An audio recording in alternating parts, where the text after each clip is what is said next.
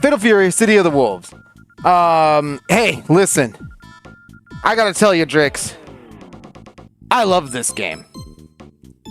Yeah, you're quite the fighting game guy, but we did a bit of there were some articles leading into this release and betas that they're testing out for the server capacity right now, but it looked stylish, and we were discussing a couple cool new like mechanics that don't feel common in fighting games quite yet. And especially when you get your hands on the game, Drix, it really feels different, especially from the games that we have today. It's like, for reference, you have Street Fighter 6 and Tekken 8 are both games that really focus on offense. They really want to dominate. They really want you to dominate your opponent with drive rush and drive impact, and your heat gauge and your drive gauge, and you're using your cancels into crazy big combos. And defense almost takes a back seat in a lot of these times. A lot of the times, the defense in, like, let's say a game like Street Fighter 6 more so doesn't necessarily boil down to your blocking. It necessarily boils down to your movement and like whether or not you can land the parry in time, just to make sure. Blocking in like a lot of the times, just straight up blocking in today's fighting game landscape is bad. You need to be proactively doing something all the time. Well, I'm glad to say that in Fatalfury City of the Wolves, it's not that blocking is back, but blocking isn't back in the way that you might think. It's the game itself just feels really good to play. I don't think anybody who has played a lot of current generation fighting games will say that when you get your hands on this game, Fatalfury City of the Wolves, that this isn't one of the more well thought out combat systems in fighting games today. There's a lot of great offensive options to lay on solid pressure. You've got a lot of it makes its return from the original Garu Mark of the Wolves game. You have your it's now called SPG, but it originally was called TOP, T-O-P, and you have a SPG area. If you're watching the show right now, you can see on your life bar the SPG starts flashing gold when you're in it, and it's like a cool blue before your life bar hits that area. In that area, you're able to do this little attack that I'm doing. My character flashes green, the girl, she'll flash green, Hotaru flashes green, and it's a SPG attack. Originally called the top attack. Now, okay. So it's very familiar if you played the game back in the day, which was an interesting feeling for me because I did. But it's the way that this game takes all of those things. Just defense, which is literally tapping back to block right before you get hit, and it gives you to give you a little bit more advantage on defense, and you gain a little bit of life back. It's also the only way to block in the air. Okay. Yeah. Like that life. Yeah, you get a little bit of it back. It's actually it happens in this one too. I might be getting a little ahead of myself, but when you're in the SPG, one of the main things about the SPG is you can pick where you put it before the match. You could put it at the top of your life bar, in the middle of your life bar, or at the end of your life bar. And one of the deeper levels of strategy in Garu, and even in this game now, is understanding that little bit of life gain. That little bit of life gain, if you can play around in that SPG and non-SPG area, let's say you just lost SPG, but you lost it by like a pixel. You could get a just defend and go back into SPG. Yeah, it's like the one thing that your opponent kind of doesn't. Yeah. It's also, you could also chalk it up to really rewarding game sense, right? Really rewarding the player, the keen-eyed player, and the player who really is focusing on the tempo of the game. And I gotta gamer sense. Yes, and I've got to tell you, this game, we're going to get into the meat of it right now. You're seeing the command list for good old Terry Bogard here. Very familiar, but this game, Drix, is all tempo.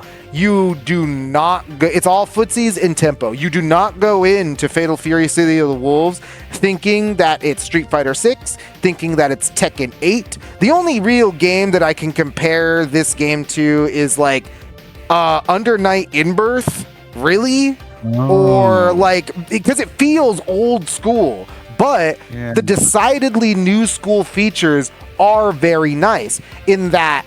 So the combo system is quite simple. It's a 4-button or a 5-button SNK style system. A, B, C, D.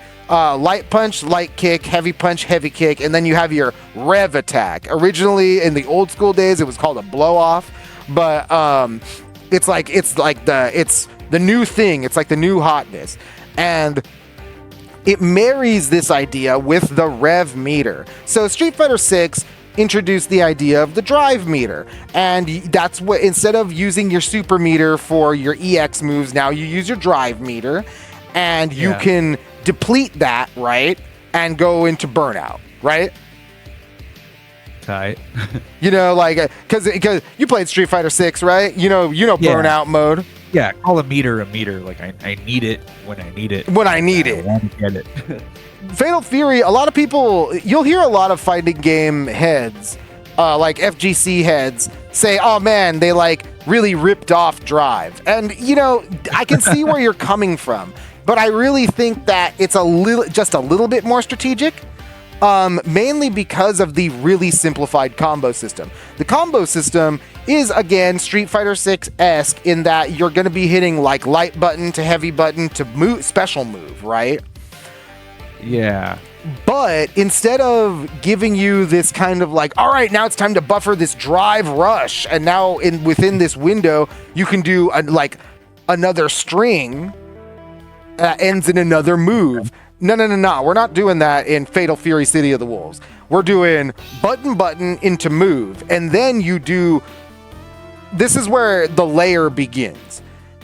When you do your move, you could either do a rev move, the equivalent of an EX move. Yes. And if you do your combo with a rev move, you can continue the combo just by doing another rev move. Huh. Okay. So like, Chain 'em. yeah. So like, literally think burn knuckle into power wave into rising tackle. Yes. Which should be the goal in life. Yes, exactly. So 100%. So and there's no like weird buffer system. Like, hey man, I'm gonna like run at you first for a minute and then like do a little bit of like another round of strings. Nah, we're just gonna do a big explosive combo, and it's gonna look awesome, and it's gonna feel good to pull off, because it does. Mainly because even though it's simple, there's a lot of variation. They kept a lot of the moves on a lot of the classic characters. I think there was 7 characters you could play as. I didn't get to play as all of them, but I got to play as Hotaru, Futaba, Terry Bogard, and Mai Shiranui. Mai is a new character to Garu, but not to Fatal Fury. And Terry and Hotaru are returning. Yeah, as they should. And you mean Terry Bogard, that guy from Smash Brothers? Yeah, Terry Bogard from Smash Brothers. And you're seeing there are other familiar faces right now. Funny you play this track, because it is the track of B Jenny, and she is making her glorious return. You know, so there's a lot of these characters do retain their robust movesets. A lot of these characters had a lot of moves in the original game, a long move list. That means your combo diversity can be really different. Yes, nailed the mix, Drix music, and so you can really this really comes into play. The variety comes into play because other old school systems from Garu come in, such as the feint system. So in a lot of situations, special moves aren't really safe to do when your opponent is blocking. Especially in this game, both super moves and special moves are very, very, very unsafe feeling. There are maybe 2 moves in total, and I played against I played against every character, and I played as 3 characters. Mai had 1 move that felt safe on block, and had 1 super that felt like I could throw it out there as something to end a cheeky block string with, or to like mind game somebody, like a knowledge check kind of thing. A lot of these moves, unless it's like a projectile or something like that, even some projectiles, honestly. You go in, it leaves you open. Man. Yeah, it leaves you very, very open. But that's where the layer comes in. The feint system returns, so you can't, if you know your moves. Oh man, my opponent's blocking. I did a rev move. I'm gonna do another rev move, and then I'm gonna feint it, and it's gonna be safe on block. Yes. So there's a lot of layers to what you can do. Feinting also, certain moves that you feint can also lead into just launchers. Like you just stop in the middle of the move and then the move just pops the guy up. Ooh. So you just continue, so there's a lot of room for a lot of combo expression in a deceptive way, because one of the interesting things about the rev meter that I think differentiates it from the drive meter is that, the drive meter kind of revolves around you either parrying or backing off to get it back, right? In Street Fighter 6. In this game, Just Defense gives you back a little bit, like you're seeing it right now. We're both in overheat. That's essentially burnout. But burnout in this game is brutal. You can't do EX moves. You can't do long combos, and you don't have access to any rev attacks or skills. There's also a rev block that just ignores all chip damage and gives you a little bit better of a positioning, but you can't do it when you're overheated. But in order to counteract that, you land normal special moves, non-rev special moves. That's where the combo system really started opening up, especially as a character like Mai. I don't know if you're going to see it in this footage, but there were some combos that I ended up figuring out with Mai, where I could effectively do a rev combo, end the rev combo with a feint attack, pop them up, and it effectively resets your character's active status, and I could go into another rev combo. Ooh, okay. Or I could choose to cool myself down if I didn't want to overheat, and just end my next combo on you in a regular special move and get a little bit of rev meter back. Huh. Yeah, a lot of diversity, like you're freestyling mid action. It's surprisingly freestyle, and it's really shocking for how simple of a combat system it is. But Drix, I gotta tell ya, it ain't all roses. No, it can't be. No, this is SNK. Yeah, a little bit. This is the B tier, right? It's gotta show somewhere. We love these guys, but they're not the greatest. And you know what? Unfortunately, Drix, this gameplay and this combat system is amazing, and I love it. For anybody out there who's like, oh man, all these new fighting games, all they do, you just run at your opponent, mash a bunch of buttons, win the game. I hope you're gonna pick this game up. Yeah, if you really want to see something different. But again, not all roses. Drix, where this game really fails me is everything else. Go on. So here's the thing. And I heard Brian F on YouTube say this a little bit, and I gotta agree with him. It's kind of embarrassing to be a fighting game fan. Yeah. because I'm just gonna use Marvel Rivals. Marvel Rivals comes out, free to play game. Not super polished, but polished enough so that people can have fun. It remains active, and there's no crazy like lulls or like dull moments or things that like no asterisks, right? Like, hey, Yeah, it's a great no game, action. but you know, Yeah, it really doesn't have that. Like, there's it's so many. your hero shooter with Marvel heroes. There's so many butts in this game, Drix. The amount of asses is insane. Like, Oh, and I'm not talking sexy ones. I wish I was. I'm talking, Yeah. this game feels like a fighting game from 2012 in the best and worst ways. Combat, great. Netcode, you know, I don't know if there's any more apt of a comparison than the only real game that really felt like this that I ever played in my life, and that was Blaze Blue Calamity Trigger, the first one, because that game had a really good netcode that was very responsive, but it kind of like resolved all lag right before the round started. So you had this like huge lag spike before the round began, and then the game played and it was pretty smooth, like all things considered. okay. Fatal Fury City of the Wolves really, really has that kind of idea going for it. But I'm telling you, Drix, you might be seeing it in the B-roll. There were times where I literally waited like 4 or 5 Mississippis to get to round 2. Huh. Between games, okay. Not between games, between rounds. Round 2. Yes, rounds. Like, Man, bit of a queue you had to stand in there, huh? yeah, like I would beat the guy round 1.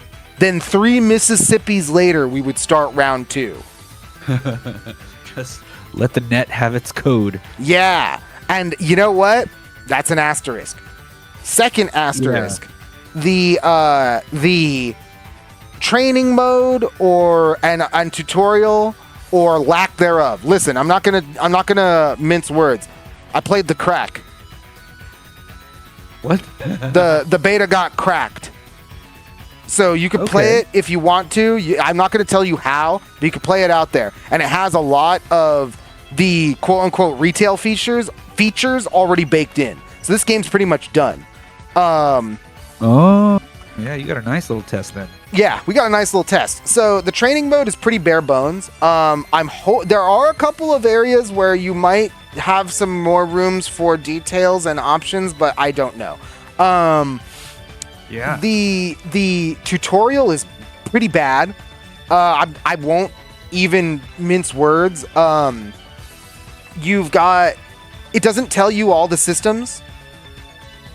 Okay. You still need to the imagination. Yeah, you still need to figure some out for yourself. It tells you some of the more important ones. Absolutely. It tells you about SPG. It tells you about rev moves. It even tells you about things like hyper defense, which is very, very important for this game when you play against people who really know how to mount a strong offense. It's like one of the more skillful things that you can do. But there are other things like, straight up throwing that the game doesn't tell Yeah. you. There are it doesn't go into the rev system in depth at all. It's just like, hey, you'll eventually get into overheat, and like when you're in overheat, just keep fighting. And it's like, it doesn't tell you that when you land a super move in overheat that it gets rid of most of your overheat. It doesn't tell you that using special moves gets rid of a little overheat. It doesn't tell you anything like that. So for all you know, when you get into overheat for the first time, you're just like, oh shit, I'm fucked. Oh no, it's Souls-like now. Yeah, like, oh my god. I guess we didn't have to tell you, or you should already know this from Yeah, King you of should- Fighters. Yeah, you know, Not like we haven't been making those since '95. it tells you about short hops, but it doesn't. But running long jumps are in the game, and it doesn't tell you about those. It doesn't tell you about command running. You can hold down the rev button to run. Huh. So Toggle like, it, huh? Why yeah, don't it's pretty actually intuitive. Feels very Mortal Kombat 10-esque. Very cool. But again, you wouldn't know unless you started mashing buttons. Like, like Okay. all so right. there's a lot to be desired, and really the nail in the coffin, I think, for a lot of casual players, honestly. Even if because the gameplay is fun, 100%. Yeah. The game itself, the core game is great. Visuals, whatever, look great in motion. Don't stare at a still for too long, but it looks great in motion.